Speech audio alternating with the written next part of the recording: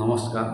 আমাৰ ভাৰতীয় যিবিলাক আৰ্যশাস্ত্ৰ আছে, এই আৰ্যশাস্ত্ৰসমূহৰ ভিতৰত আটাইতকৈ গেৰাণ্টি দিয়া শাস্ত্ৰখন হৈছে গীতা। গীতাত ভগৱানে নিশ্চিতভাৱে সিদ্ধান্ত দিছে।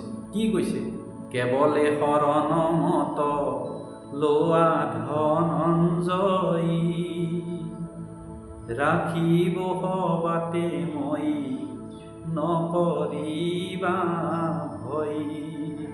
এহি মানে কহিলন্ত গীতাৰ শকতি, জানি সাধু জন যাৰ আশয় সুমতি। ভূয়াই শৰণ কৃষ্ণৰ চৰণে, সকলো শাস্ত্ৰৰ তাৎপৰ্য্যহি মানে।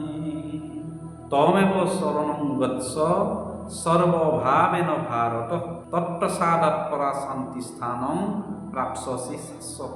যে তুমি মোৰ চৰণত শৰণ লোৱা হে অৰ্জুন, আৰু মোৰ কৃপাত তুমি পৰম নিত্য শান্তিৰ ধাম যি পাবা, এইটো নিশ্চিত। ভগৱানে গেৰাণ্টি দি দিছে। তেওঁৰ নিজৰ চৰণত আশ্ৰয় ল'ব দিছে।